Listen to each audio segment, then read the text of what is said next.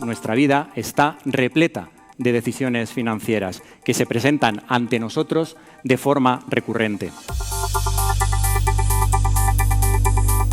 Algunas son pequeñas cuestiones, como qué producto voy a comprar en el supermercado dependiendo del precio y la calidad, o cuánto dinero me voy a gastar el próximo fin de semana en restaurantes. Otras, sin embargo, son bastante más trascendentes, como a la hora de comprar un coche o una casa, o a la hora de decidir cómo vamos a gestionar e invertir nuestros ahorros. Para los próximos 12-24 meses nos enfrentamos a un escenario económico poco común. Crecimiento del Producto Interior Bruto, descartamos una recesión, pero un crecimiento débil, en la zona del 1%. Todavía el entorno de riesgo geoestratégico y todavía las incertidumbres que pueden quedar sobre en qué momento los bancos centrales van a parar de subir los tipos de interés nos llevan a posponer la decisión de sobreponderar renta variable y mantendríamos una posición neutral. Y por último, la duda es qué hacer con el dólar. Un dólar que está tremendamente sobrevalorado tras la apreciación de los últimos meses, favorecido por el entorno de riesgo y por la subida de tipos de la Fed, pero en nuestra opinión las cotizaciones actuales muestran el dólar una excesiva sobrevaloración. Si os parece, arrancamos este bloque poniendo el foco en el contexto actual, ¿no? Marcado, como nos decía David, por esa elevada inflación, por el precio del dinero, por la guerra en Ucrania. Podemos decir que la inflación es el mayor enemigo, ¿no?, para un ahorrador, ¿no? Porque obviamente tenemos más de 1 billón de euros, ¿no?, en España en cuentas corrientes, depósitos a día de hoy remuneradas prácticamente al 0%, muy cercanas al cero. Y eso supone que obviamente, si no invertimos ese dinero, ¿no?, si no intentamos sacar una rentabilidad, probablemente perdamos poder adquisitivo con total seguridad, ¿no? La pregunta en cuándo invertir en renta variable o cuándo es el mejor momento para saber si toca amortizar mi hipoteca es cuándo creemos que van a dejar de subir los tipos de interés. Y ante esta situación, normalmente lo mejor es esperar. Y cuando uno ya vea que esto está estable, porque los beneficios crecen, o sea, la economía real no va tan mal si no fuera por la inflación, o sea, las empresas siguen produciendo. En ese entorno es cuestión de esperar cuando ese evento externo, que es el tipo de interés, intentando parar la inflación, deje de crecer. Sí, yo lo que pasa es que lo que creo que no nos damos cuenta es que la mayoría de la gente que está tomando decisiones financieras ahora no ha tenido experiencia sobre estos temas, no tiene un histórico sobre estos temas porque durante muchísimos años no se han tenido que preocupar ni por el tipo de interés ni por la inflación. Y yo diría que estamos en los inicios de la edad del oro del asesoramiento financiero. Es decir, cada vez más se ve claro que ir acompañado es un buen negocio, ¿no? Yo soy muy contrario al café para todos, en el sentido de este producto funciona para todo el mundo mi opinión es incorrecto. Es decir, creo que un producto puede ser muy bueno para una persona y el mismo producto muy malo. No todos los bancos son iguales, no todos los bancos hablan igual, o sea, aunque lo parezca, pero no. Una vez que te metes en un banco no lo ves igual. Aunque yo soy un firme creyente en la formación. O sea, yo lo que creo es que cuanta más información, pero de forma didáctica, o sea, no una forma técnica que no pueda entender, sino cuanto más formación, más información, más transparencia, más sencillo lo pongas. Ahora mismo con todas las técnicas de UX y demás es más sencillo. Algo como lo que estamos haciendo hoy es formativo, es informativo. Yo creo que mejor decisión va a tomar la otra persona. Hay que hacer un esfuerzo inmenso de información y de educación y de divulgación, ¿no? Eso para intentar que por lo menos haya muchos de los inputs que no puedes evitar que les vayan a llegar, pues sean de gente que esté formada, de gente que sea comedida y de gente que hable su idioma, ¿no? Porque estamos un poco solos ante el peligro. No puedes tomar decisiones adecuadas con información o que es deficiente o que es mala o que es completamente irrealista, porque nos engañamos. O sea, si tú llevas toda la vida comiendo croissants, a partir de mañana no te vas a alimentar de brócoli. Y si a ti te ha dado mucho miedo el mundo financiero toda la vida, pues a lo mejor mañana no te vas a lanzar a comprar Bitcoin. Pues tú puedes decir, oye, yo creo que es mejor hoy invertir aquí.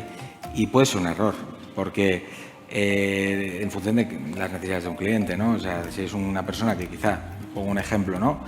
Necesita comprarse un inmueble en los próximos, por lo que sea, 6 meses, no inviertas en según qué, ni en renta fija, ¿no? Entonces, por eso digo, depende. Sí que es verdad que si alguien ha entrado en renta variable o quiere entrar en renta variable a corto plazo, yo diría no es la herramienta. Pero si hablamos de un largo plazo, pongamos periodos de 10 años o más, en mi opinión es un grandísimo momento. ¿Qué opinión tenéis a este lado? Yo sí que creo que han venido para quedarse, no todas, obviamente, como en cualquier cosa que empieza y cualquier tecnología que empieza, lo normal es que sea un proceso así. Lo que pasa es que también coincido. Al que le apetezca meterse y tal, pues aunque ahora estén abajo, igual es hasta buen momento para el que se quiera posicionar, pero siempre para lo que es el ahorrador común en cantidades muy pequeñas, porque de momento tienen mucho riesgo de pérdida. Que no es que viene para quedarse, es que lleva aquí desde el 2009 o 2008, o sea, es que ya está, lleva 13 años. O sea, esto tiene mejor track record que muchos fondos, incluso que los value investing que estuvieron de moda hace no mucho, esto tiene más track record, es decir, ya está, ya lleva muchos años. Eneco, decía hace unos meses la CNMV que las criptomonedas, bueno, es algo de lo que todo el mundo ha oído hablar, pero que hay mucho déficit de conocimiento. Trazaba también un perfil de inversor en España, ¿no? Un hombre de 40 años que tiene más de 3.000 euros de ingresos al mes, que sabe que está apostando por un activo de riesgo o con más riesgo y que no está regulado. ¿Por qué crees que opta por esa opción cuando hay otros activos que también son activos de riesgo, si lo que busca es riesgo? Yo creo que el mismo perfil de gente que se interesa en cripto no es un tío que tiene depósitos y invierte en criptomonedas, sino que es una persona ya que tiene una formación y una inquietud, digamos, que por eso se está interesando en activos que en principio tienen potencial de subida, tienen mucho riesgo y que lo asumen. Pero igual que invertir en acciones de Netflix, que Netflix es una empresa muy buena que todos lo usamos, pero bueno, pues bajó un 80% en pocos meses. Formar parte de esta revolución, ¿no? Al final hay un potencial enorme en esto y yo creo que es que la generación más joven, que también yo creo que es la que tiene más adopción a las tecnologías, pues al final no solo la criptomoneda, también hay proyectos de innovación detrás de muchas de ellas. Conoce cómo eres, qué perfil de riesgo tienes y luego en cuanto a conocer el producto, pues al final para una persona que acaba de empezar, a lo mejor una criptomoneda con mayor trayectoria o con capitalización de mercado, con mayor capitalización de mercado, quizás son mejores opciones para principiantes, por así decirlo. Tienes que entender los fundamentales de los negocios, tienes que entender qué hay detrás de cada proyecto y bueno, tienes que entender con quién inviertes, que también ha habido muchos problemas con wallets, con brokers que no han funcionado. Yo creo que la gente tiene que entender, tiene que reflexionar un poco más sobre lo que le cuesta generar el patrimonio para poder invertirlo. Nadie sabe qué va a pasar con el mundo cripto, nadie sabe qué va a pasar con el precio de Ethereum, ni nadie sabe qué va a pasar con el precio de Bitcoin. Pero sí que es interesante ver que no es la primera vez que los activos de cripto pegan un bajonazo. O sea, el mundo cripto lleva siendo como que atacado por empresas muy reputadas, por expertos, por reguladores, con razón y sin razón, durante los últimos 15 años. Bueno, para mí yo creo que hay como 3 fases, ¿no? La primera sería la del nicho de los pioneros, gente que cree en una moneda en concreto o en un proyecto en concreto e invierte. La segunda fase, que yo creo que es la que estamos ahora, y empezamos, en mi opinión, el año pasado, una fase más de adopción masiva, ¿no? Con la entrada de inversores retail, las institucionales, empieza ya a haber un poco más de atención, ¿no? Por parte de los reguladores intentando organizar un poco la cosa. Luego ya una tercera, que sí que sería la de la adopción total. Entonces, cuando ya hay una adopción total y todas las personas tienen cripto en su móvil, en su smartphone, una wallet, en su banco, es ahí donde ya capta más el interés de los merchants. Pues, oye, si Amazon, si Apple, si Zara ven que todo el mundo está usando criptomonedas, es ahí cuando les parece viable el ofrecerlo como medio de pago, ¿no? Si tuvierais que poner, según vuestra experiencia, una nota a la educación financiera en España, según lo que conocéis, vuestra experiencia, vuestro entorno, de 1 a 10, ¿qué le pondríais? No lo digo yo, o sea, lo dice, por ejemplo, un estudio de Standard & Poor's, por ejemplo, es una agencia de rating que hizo a nivel global. y sacamos un 5 raspado, ¿no? O sea, un aprobado, si nos comparamos con otros países, ¿no? Porque al final lo chulo es eso, ¿no? Ver cómo salimos en la foto respecto de otros países de nuestro entorno cercano, sobre todo, ¿no? Pero le voy a dar un poquito más de nota porque creo que la demanda de educación financiera en España está creciendo por un interés que hay en la juventud por el mundo de las finanzas en general. Tanto lo que he visto a raíz de estos 4 años prestando servicios para una entidad bancaria y tanto lo que veo ahora mismo en Internet, mi nota sería muy por debajo. Me atrevería a poner un 2 por ser generosa. Y yo quería traer a colación también una encuesta de competencias financieras que sacó también el Banco de España. El Banco de España está hiper mega comprometido junto con CNMV y otros agentes con Finanzas para Todos, intentando un poco pues, promulgar entre toda la sociedad las finanzas, ¿no? y esa educación financiera tan necesaria en nuestro país, ¿no? Y en esta encuesta, bueno, pues uno se da cuenta de que se preguntan por conceptos muy básicos, ¿no? Es verdad que entre las generaciones jóvenes empieza a desaparecer, ¿no? Y eso, bueno, pues nos hace ver el futuro con unas vistas o con unas gafas más optimistas. Pero ahí hay un problema, ¿no? Y hay una brecha también, esa misma encuesta identifica respecto a nivel de renta, que es brutal. Antes se mencionaba también, los que tienen más rentas tienen capacidad también de rodearse, de codearse de asesores. Muchas personas creen en relación al mundo de las inversiones que van a poder conseguir mucho dinero en poco tiempo.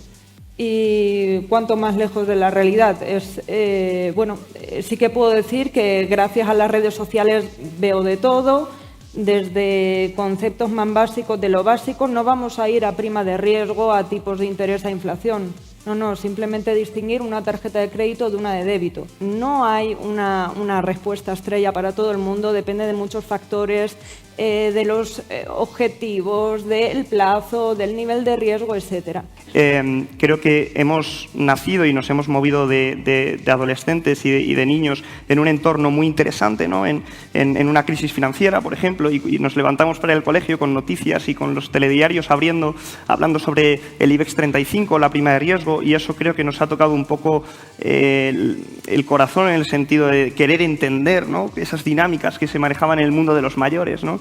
Entonces sí que creo que hay un interés creciente, además de que las redes sociales, toda la disrupción tecnológica, las películas, todo lo está potenciando en la juventud. No lo sé si hace falta, tampoco tengo la potestad de decidirlo, ¿no? Pero si hace falta crear una asignatura, ¿no? en la ESO, que sea economía, ¿no? Pero sí por lo menos en historia, sí por lo menos en las asignaturas de ciencias sociales. Ya no solo a nivel de conocer cuál ha sido la historia más reciente, ¿no? Sino también de lo que hablabas a nivel básico financiero, ¿no? De saber lo que es el ahorro,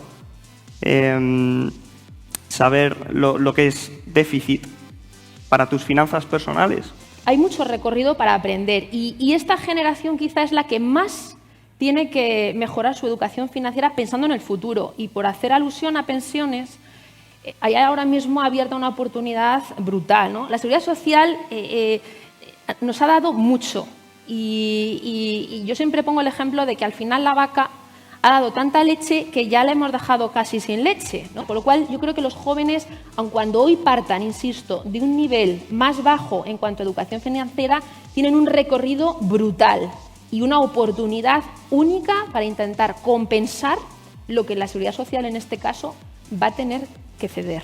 Diría que lo principal es hacerse un presupuesto. ¿Cuáles son los ingresos? ¿Cuáles son los gastos? Gasto fijo, gastos variables. Eso que nos parece una tontería porque yo parto de la base de que los detalles pequeños son los que pueden marcar la diferencia de nuestras finanzas. Eso es lo que yo le recomendaría a alguien que dice, oye, esto no sé por dónde cogerlo.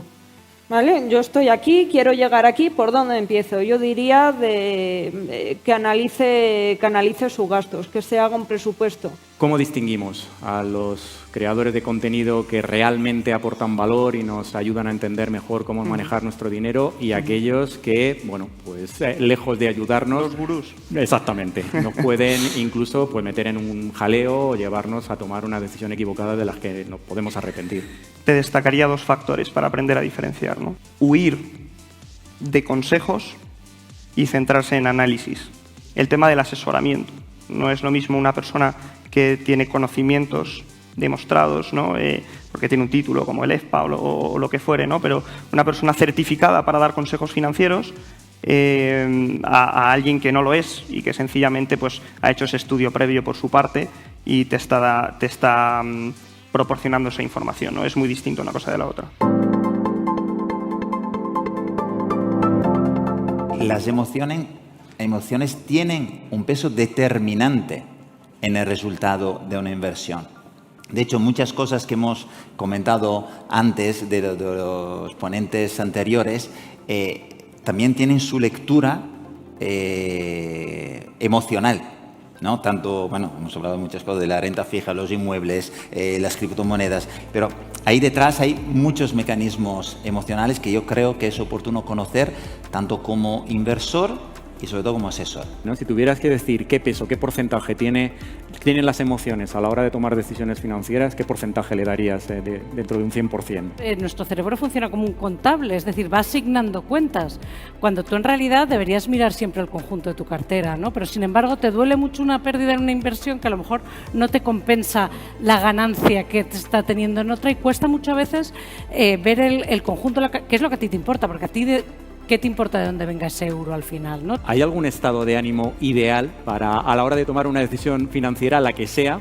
Un estado de ánimo, por ejemplo, muy dañino es actuar con prisa, de manera precipitada. Y hoy esto es muy difícil porque tenemos un bombardeo de noticias, la famosa infoxicación que dicen nuestros amigos americanos, que nos empuja a tomar decisiones en minutos, incluso decisiones que afectan a planes de inversiones o objetivos de larguísimo plazo. ¿Hasta qué punto tenemos que dejar que las emociones intervengan en estas decisiones? La parte humana en esto, como en muchísimos otros trabajos, no va a desaparecer. Al revés, al revés. Vamos a hablar de emociones concretas, dos de ellas que intervienen constantemente en los mercados bursátiles, el miedo y la codicia. ¿Cómo funcionan? ¿Cómo hace? Y además, cómo se contagian ambas cosas cuando, por ejemplo, en una situación complicada, ¿no? Pues el miedo se transmite y todo el mundo empieza a vender y demás, y eso hace que todavía provoque que una situación sea peor. O al revés, por mencionar otra vez Lehman Brothers, ¿no? La codicia, que puede hacer pues colapsar los mercados por el hecho de que alguien, bueno, pues quiere ganar mucho más de lo que debería. En los mercados, sobre todo, lo que provoca decisiones equivocadas o que pueden ser dañinas es no saber qué va a pasar. ¿Y sabes cuál es la cosa curiosa? Que nadie lo sabe. Tenemos mucha creencia a pensar que lo que pasó ayer y antes de ayer ya es tendencia de siempre. Entonces combinas todo eso y es una tormenta perfecta para tomar decisiones horribles. Pero sabiéndolo, sí que es verdad que con trucos que no sabemos de sobra de otros temas como la dieta, el deporte, estudiar para el examen y tal, pues aplican y también se pueden utilizar en cosas como esta. ¿El dinero da la felicidad? Porque, digo, voy a poner en contexto también, porque sé que es la pregunta. Calculado. Sí, sí. Porque Daniel Kahneman también, volviendo otra vez a Kahneman, él decía que, bueno, en un estudio que había hecho, a partir de cierta cantidad de ingresos, no había visto que había un incremento de la sensación de felicidad, ¿no? Unos ingresos que no eran demasiado altos, no recuerdo si eran como 50 o 60 mil dólares, hablaba en Estados Unidos, ¿no? Todos ahorramos, invertimos para lograr algo. Y entonces, en función de esto, el dinero te puede ayudar a ser más feliz, en el sentido de te puede ayudar a tener una instrucción, una educación diferente, acceso a experiencias distintas, pero yo creo que es un medio. Lo importante es el objetivo. Ojalá nuestra industria, los bancos, empezáramos a hablar de objetivos en lugar que de productos, pero sobre todo diferente de patrimonio. Claro, para uno 100.000 euros a una persona puede ser que en este momento le soluciona la vida, para otra persona igual es el sueldo de un año. Tenemos algo que nos han enseñado desde pequeños. O sea, tú piensa en los cuentos de Disney, Cenicienta o Aladín. Un tío desesperado que encuentra una lámpara y de repente se hace rico, ¿no? Nosotros tenemos esto de pequeño, entonces cuando dicen corto plazo, inversiones, no es correcto. Ya no es correcto, pero llevamos con esto en la cabeza del pelotazo de si no, no existiría la lotería, que es el impuesto más alto que tiene un Estado y nadie se queja de este impuesto, porque es un impuesto altísimo, pero lo pagamos porque tenemos la ilusión que en un minuto podemos solucionar nuestra vida, ¿no? Creo que quizás la parte más complicada de las inversiones es gestionar este tiempo.